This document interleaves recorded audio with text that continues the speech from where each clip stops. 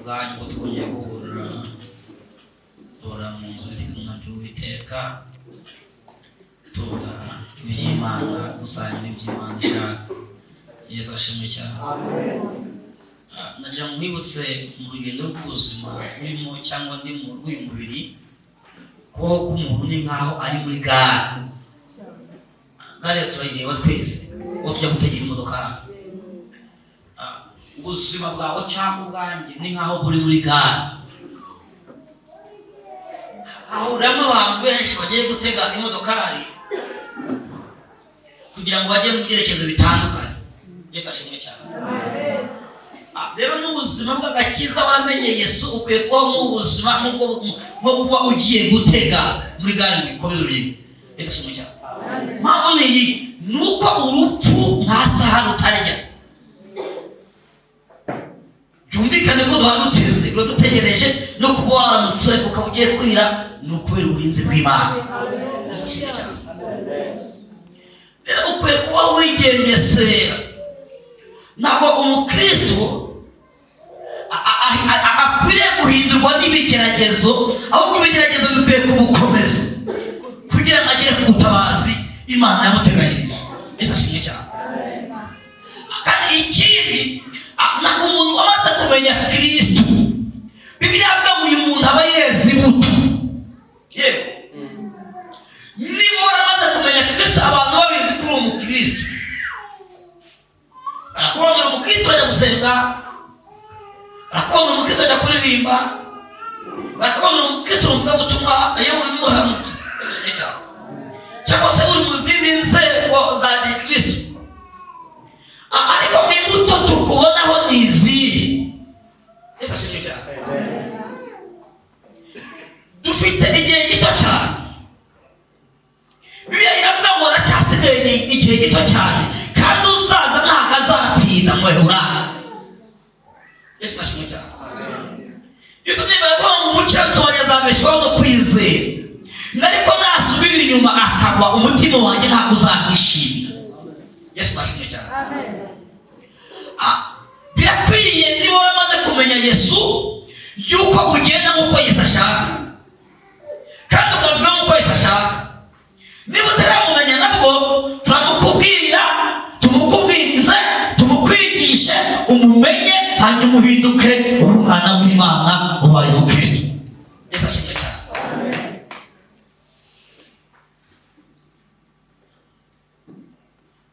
Ariko hari ibintu bitazabura mu bukristo.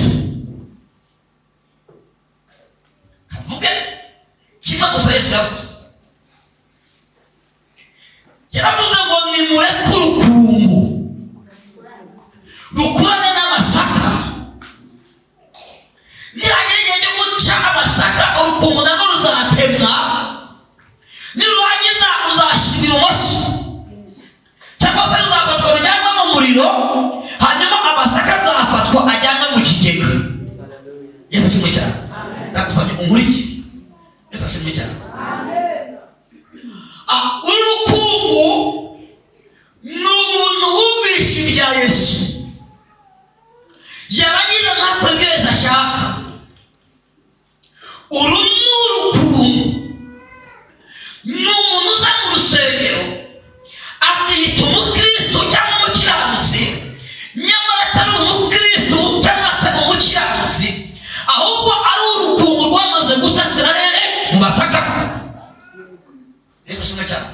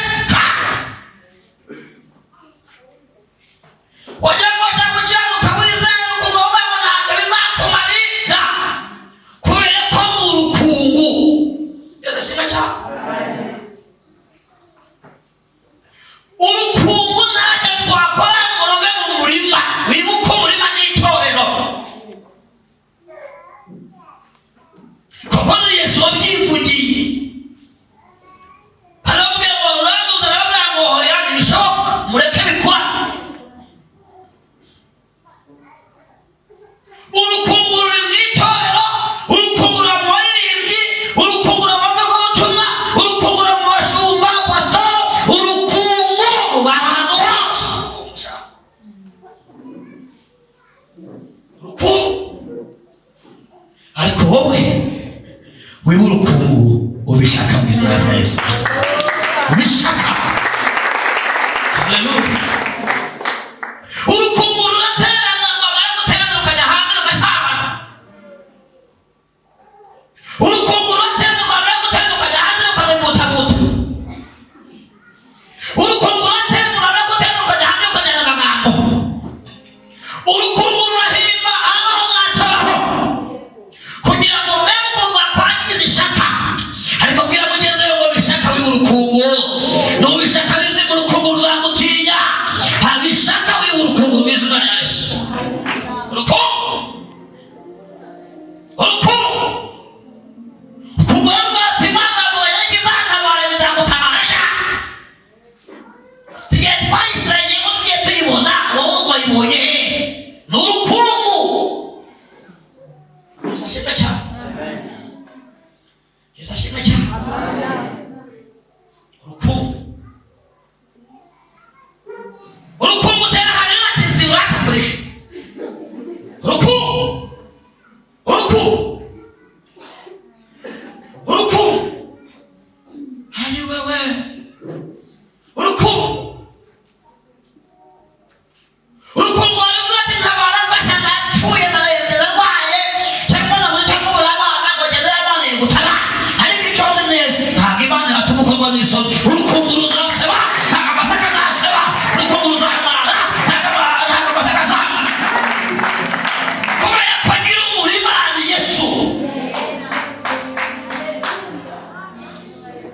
Yesu ashimwe cyane. Urukungu. Kumujya gusaba kamare mukakwenya mugiye gusenga. Muri kwa umusa utari.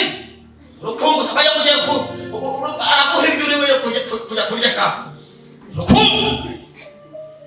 Icyurukungu rushinzwe no gukinege. Icyurukungu rushinzwe no kukuvanga. Icyurukungu rushinzwe no gukora mu murimo w'Imana. Icyurukungu rushinzwe no kugira ngo utagira intambwe utera. Urukungu. Urukungu. Yesu ashimwe cyane. Urukungu rurabwirizwa rukumva ariko ntirufata. Rurabisiga. Urukungu Imana rubwira ikarubwira ko ntirwumva. Urukungu ni urwo gucibwa nyine kugama mu muriro. Kuko rubizi rero rugerageza kugira ngo rufate rya shaka narwo ruhindura urukungu ariko ni ibintu bidashoboka. Yesu ashimwe cyane. Amaso urukungu rwabaye rwinshi. Yesu ashimwe cyane.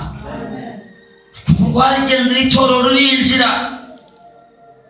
Urukungu rwarakuze. Kuko umuntu agiye kujya ajya gucibwa rero. Niyo mpamvu rugomba kuzamura ibigerageza ibibazo mu bandi bakristo kugira ngo abakristo basubire inyuma. Ariko wowe bamaso mu izina rya Yesu ntiwageze igihe cyawe. Yesu ashimwe cyane. Ntukubwiye amahombo cyangwa amafuti uzamwihorere. Ntiwageze igihe cyawe. Komeza. Wasanga ari urukungu rwakugezeho. Urukungu rukaza rukakubwira ati ibi n'ibi. Uzaceceka uzakubwira ati ceceka. Yesu ashimwe cyane. Mana nkwibutse neza ko nta muntu usenga. Usenga Imana yo mu ijuru. Yesu ashimwe cyane. Usenga iki? Imana yo mu ijuru iri muri wowe itagaragarisha itayibonesha amaso y'abantu. Ntigaragara ku maso y'abantu ariko igendera muri wowe, ituye muri wowe, izakora muri wowe ariko mu rukungu ntibamo. Yesu ashimwe cyane. Amen. Amen. Bamara turafashwa ku izina rya Yesu. Imana yarushoboza. Tuvuge amena cyane. Kandi iraduha ibyiza yatugeneye uyu munsi wa none. Ariko niba uri umukristo kubera iki? Mfite ikibazo muri iyi minsi mu kintu cyitwa abakristo ndetse n'abandi bitwa abakozi b'Imana. Yesu ashimwe. Abakristo ubwabo barimo barahanurirwa bakabyumva ariko n'umuhanuzi hano hagezemo urukungu. Ntabwo mvuga hano, ndavuga mu buhanuzi bw'itorero ry'Imana ryo gusa muri rusange hagezemo urukungu. Ubushize nabwiye umuhanuzi ngo wahanuye ko hari umuntu ugiye hari umuntu waroze undi ajya baroza ajya gufata umuhoro ajya gutema umuntu aramwica. ubu namenye undi wahanuye abwira umuntu ngo iyo nzu ubamo ngirimo abadayimoni. Arataha ashaka umufundi w'umufundi sinzi aramufasha tifasha dusenge. Inzu yose barayishenye hasi. Petero batijyageze bidatinze ariko abadayimoni babafunze bose. Bite kuri ukuntu urusasira mukarwakira kuki mubyemera gisashiko cyane n'ibizima abadayimoni ndi mu nyamuvuta umukozi w'Imana ajye mw'iyo nzu kubitabaza amasohoke n'izina rya Yesu. Nuzutambira ngo bakubwiye ngo bagwanga imyenda yawe itange n'abasimu nzakubita wawuza wabuze ubwenge imyenda yawe irimo abasimu ugenda uyifure bazumbarava abazimu b'icugo bapanze imyenda irimo abasimu imyenda irimo abasimu abasimu bwabo badayimoni ni umwuka ni imyuka senga Imana y'umwuka ariko ngo abadayimoni bagende mu izina Yesu. Imyenda irimo abasimu baze kuyobora izashimwe cyane. Hano arimo ugeze aho yakafite imyenda irimo abasimu arayijya ntabyo yabwiye ariko hano arimo izashimwe cyane yakutwika imyenda irimo abasimu izashimwe cyane. Luka igice cya mbere 18:25 turebe hari umutambyi Kadusome mu izina rya Yesu. Umutwe w'ijambo aravuga ngo marayika ahanurira Zakariya ko azabyara Yohana. Marayika ahanurira Zakariya ko azabyara Yohana. Zakariya abaza marayika ati Zakariya abaza marayika ati ibyo nzabibwirwa n'iki? Ibyo nzabibwirwa n'iki? Ko ndi umusaza n'umugore wanjye akaba ari umukecuru. Ko ndi umusaza ushaje n'umugore wanjye akaba ari umukecuru ukecuye. Marayika aramusubiza ati Rigabo rero uhagarara imbere y'Imana. Rigabo riheri hagarara imbere y'Imana. Kandi natumwe kuvugana nawe ngo mubwire ubwo butumwa bwiza. Dore uragobwa ururimi. Kandi ntuzabasha kuvuga kugeza umunsi ibyo bizakuberaho. Kuko utemeye ko amagambo yanjye azasohora mu gihe cyayo. Abantu bategereza Zakariya. Batangazwa nuko atinze mu rusengero. Yatinze mu kabari. Yatinze mu rusengero. Maze asohotse ntiyabasha kuvugana nabo. Bamenya yuko hari icyo yerekewe mu rusengero. Akajya bacira amarenga akomeza kubikiragi. Iminsi y'imirimo ye ishize. Asubira iwe. Bukeye umugore wa Elizabeti asama inda. Abihisha amezi 5. Abakora dusigaye dufite umunwa wihuta tukavuga ibyacu tukavuga iby'abandi, ariko Elizabeth abihishe amezi angahe? Afite umwana muto. Aravuga ati uku niko Umwami Imana yankoreye mu minsi yandebagamo. Ikanteturura mu bantu.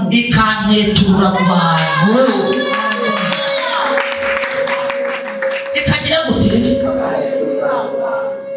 Nimwakire ijambo ry'Imana.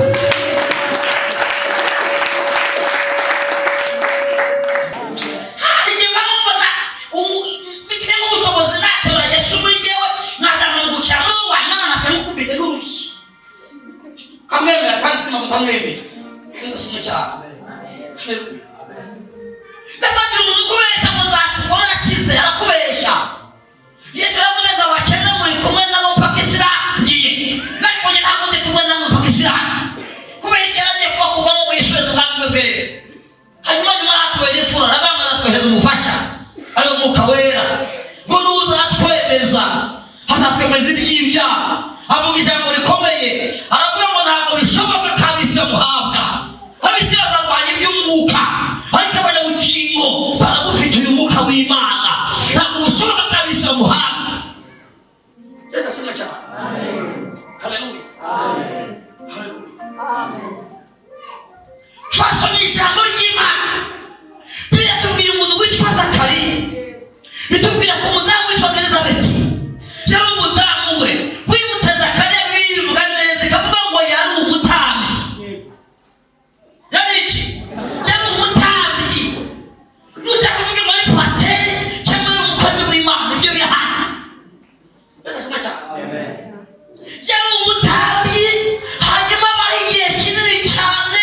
Imana yaravuganye nawe agenda mu nzira, ariko abona arashaje, kandi ashaje nta kana afite. Umugore we arakecuye nta kana bafite. Ariko igihe kimwe aza kwiyumvamo ngo baze gukora ubufindo gufata Zakariya kagomba kujya mu nzu y'Imana gutanga ibitambo. Yesu ashimwe cyane. Aho muri iyi minsi urakuba nzajya gusenga afite ituro, nzajya gusenga afite nambaye umwenda mwiza. Yesu ashimwe cyane. Tugira abantu batajya basenga bataguze umwenda mushya, tagura umwenda mushya nyakaza cyangwa urukweto rushyashya. Yesu ashimwe cyane. Ntagahe kugira ngo atwereke ko yaduhaye. Amen. Haleluya. Zakariya afata inzira aragenda, kuko igihe cyari kirimo gutanga ibitambo. Aragenda yinjira mu rusengero. Yinjira mu rusengero. Ngarangije atangira gukora umurimo w'ubutambyi, nguko arimo kuwukora. Agenda mu rusengero cyangwa se yicaye, ibyo ntabwo bindeba. Icyangwa ari mu rusengero akora imirimo y'ubutambyi. Mwibutse yari ahera. Wumve ko uyu muntu yerera kandi nta mwana agira. Ariko bigeze aho ngaho ngo haza umuntu witwa marayika, ngamuhagarara iruhande, ngamuhamagara mu izina, aramubwira ngo Zakariya. Ngo Zakariya arikanga arahindukira, ngasanga ni umuntu uhagaze impande ye, kandi ntabwo byari byemewe ko umutambyi ari mu rusengero hagira undi muntu winjira mu rusengero, ni umutambyi wenyine. Ariko Zakariya arebye asanga hari umuntu umuhagaze impande, kandi inzugi zirakinze, abandi bategereje hanze. Ariko Zakariya we ari kumwe n'undi muntu abantu batareba. Uku niko Imana igikora. Abantu bavuze ngo ibyawe birarangiye, Imana ikoreza umuntu abantu batareba, utaboneshwa n'amaso y'abantu, akaza kugukiza yatanuka, agakiza byawe bigeragezo, agakuraho y'amagorwa, ikigaragaza.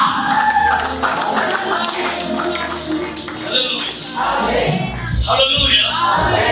Yongera amashyi Imana yacu niwe hano.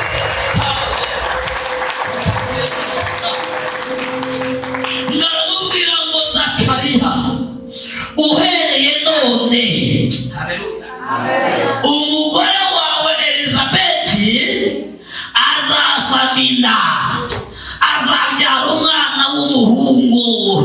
Umva umutambyi Zakariya ngarongera aramwitegereza, aramubwira ngo ibyo bishoboka gute? Mbwira abantu ibintu bidashobokera abantu, ku bana birashoboka kandi biroroshye.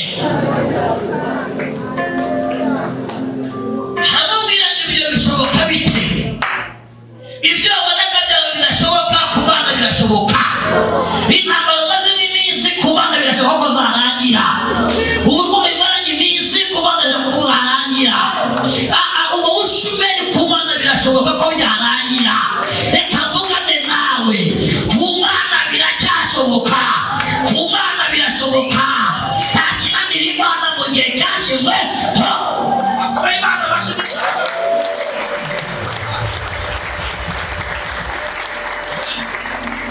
Aramubwira ngo bishoboka bite?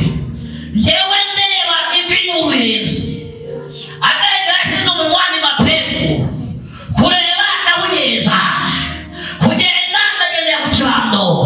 Ibyo bishoboka bite ko njyewe nshaje, n'umugore wanjye akaba ari umukecuru ugendera ku kabando? Mbwira abantu bari ngo ntabwo bikanze Imana ibyo ngibyo bihagaze. Ntabwo bikanze Imana, ntabwo bikanze Imana mu gihe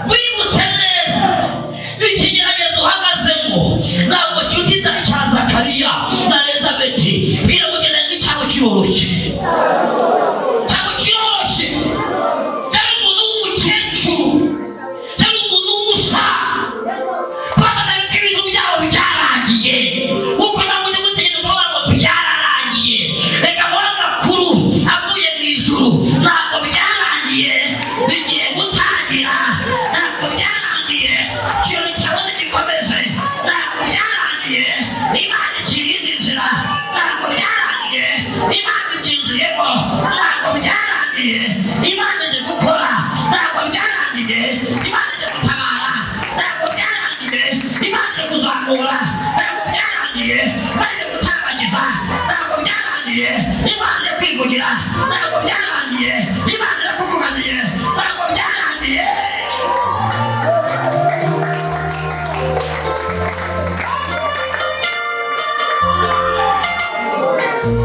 warize ngaba iporo birabitse ariko reka mvugane nawe imyaka yose uyibitse iyo ntacyo mbwiye ngiye kwishimira umwaka Imana iguhereyemo akazi kuko ari cyo gihe cyawe kugira ngo Imana ikurengere reka mvugane nawe warasenze usenga ubururu byawe ariko reka mvugane nawe iyo avuganye na Zakariya niyo igiye kuvugana nawe kandi niyo ivuganye nawe iyo ahaye urubyaro Elizabeti niyo igiye kuruguha zamura haleluya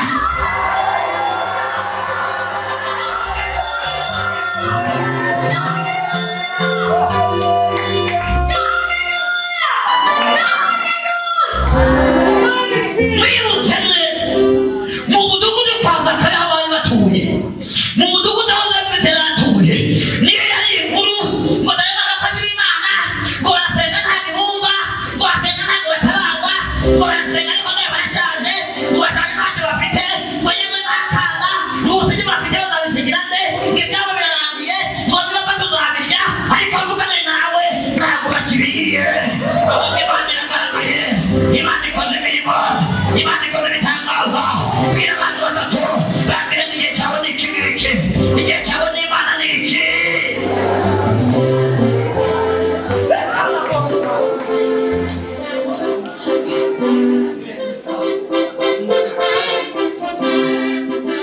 tuvuge amina cyane twongere amina cyane ngo marayika aramubwira ngo Gaburiyeli njyewe ndi Gaburiyeli mpagarara imbere y'Imana none dore ikimenyetso ni ukugogora ni ukugira gute uragorwa ururimi kugeza igihe ibyo bizasohorera ngo ijambo nkunda cyane ngo abantu bategereje hanze nk'uko bamutegereje ngo turebe kuwa kane arasenga ngo ku cyumweru agasenga ngo iyindi miti akajya mu masengesho ngo turebe izabikora muri kino kibazo ariko sha Imana usengera bikoze ikimukuyemo ku muhangaro bose babireba kuko ari Imana nyama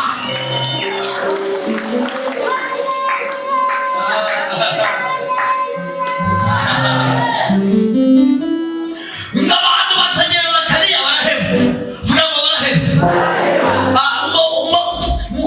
ibireba bisobanura bivuga ngo Zakariya yatindanye n'Imana mu rusengero yatinze mu rusengero haleluya bategereje hanze ngo Zakariya aratubwira amagambo ibyo yavuganye n'Imana kuko Imana izi ubwenge shawe Imana izi ubwenge rega sanga dufite amagambo menshi nkaho imodoka yacize shampoma kandi itaramenya amavuta igenda ijugunya imyotsi Imana yitegeze umuntu witwa Zakariya bafata Zakariya ibintu duhanye nawe ibintu bya Zakariya ko ari ibintu by'ibanga kwa hirya ye hari abarozi ndeba hari abapfumu ndeba bamutega ibitego batazabyara kandi uyu mwana witwa Yohana ko Imana igitangaza Zakariya nasohoka ari bubivuge reka mbe manze nkwereke ifata ururimi rw'agapo vuga mbere n'umwanya ndagisohoka kigera hanze asanga abantu baraza ati Zakariya Yesu ashimwe cyane ati batindanye n'Imana ati tubwira amakusa ijuru rivuze mu itaka ryaryo ntacyo umuntu ugaza ntacyo umuntu ugaza Imana ikubwira Imana ikubwira haleluya Imana ikubwira Imana ariko wahanga arasohoka Imana yambwiye ati sheri wanjye nubwo utarakizwa yambwiye ngo ni iminsi mike urazirika reka tubanze akupfureme reka turebe bashaka umuntu witwa Zakariya ngo Zakariya bataha ageze mu rugo vuga mu muzehe muzehe aritahira ageze mu rugo asanga mukecuru arahari mukecuru arahari yashatse impuza ibishogoshogo cyane ati muzehe yatindanye n'Imana reka nze mushakira akantu k'akaji shaka ibintu byatuma iminsi ikomeza. Amaze iminsi yatindanye n'Imana aza kuza nkondore nk'umuntu uvuye mu masengesho. Umusaza atahageze atisheri wanjye mujyashya cyatwigendera amutwara bushakoshi ariko hageze umuntu yishakoshi aho ngaho.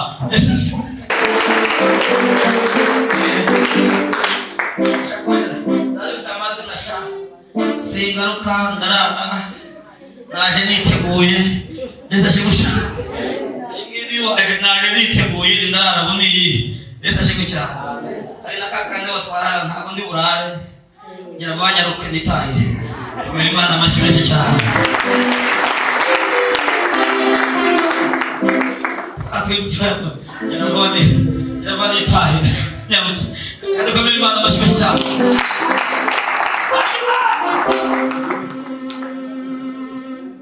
Umusaza ageze mu ukageze mu cyangwa umukecuru wese akagira abana kumwana nibasanga ku bana bari gihura bakaba yasana ku bana mujyanye wacu ntabwo kinakuneza kandi nawe basanganye mu rukundo rwabo yasashimwe cyane basanze bari mu rukundo. Haleluya. Bwana umusaza yinjiye umushyiramo atishyiriwe kanji murate tugende tuvuganira hari imbere ntabwo nshonje ariko nubwo atarashonje inzira y'ibiryo hari ikintu yarashonje umwana uyu mwana yagomba kuboneka mu izina rya Yesu kubera Imana washyira ikintu yarashonje hari ikintu yarashonje mubwira nawe hari ikintu ushonje nawe hari ikintu ushonje ongera umubwira ikintu ushonje Imana irakizi ongera umubwira iragikora Imana iragikora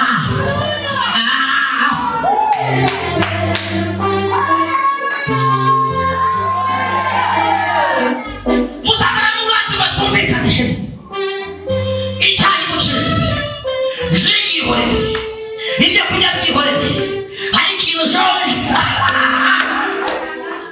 bakubwira ati twigenzesha twigire mu gitanda sha bakoreye Imana amashimeshe cyane.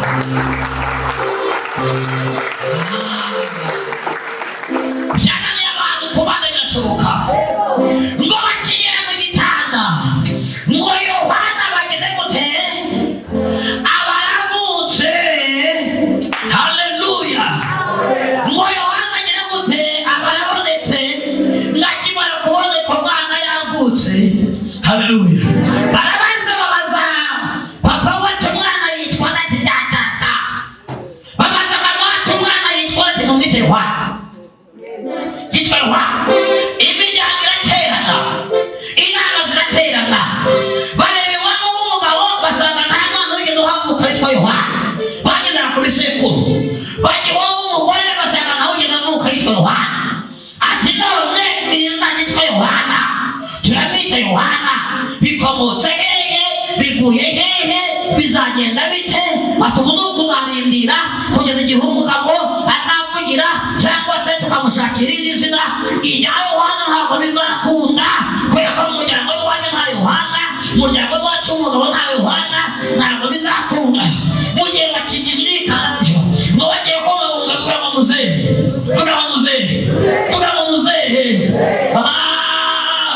ngo bakigimbaga ku mwana we ibyo ijambo marayika yamubwiye ngo kugeza igihe Imana azavukira nibwo ururimi rwawe ruzagira gute ruzavuga ngo barimo kugibaka byabayobeye bagiye kubabunga muzehe ngo umwana wanjye ngo yitwa Yohana ngo umwana wanjye ngo ni Yohana ngo umwana wanjye ngo mumwite Yohana. Reka mvugane nawe niyikoze biriya niga gukora ibyawe niyavuganye nawe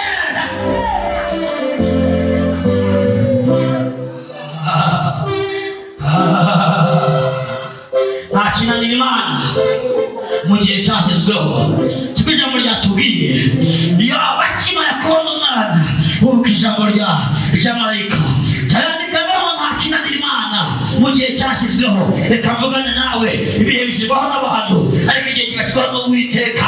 Injira mu gihe cyawe, injira mu munezero wawe, injira mu byishimo byawe. Nta kinanira Imana mu gihe cyashyizweho. Zamura haleluya. Nta kinanira Imana mu gihe cyashyizweho.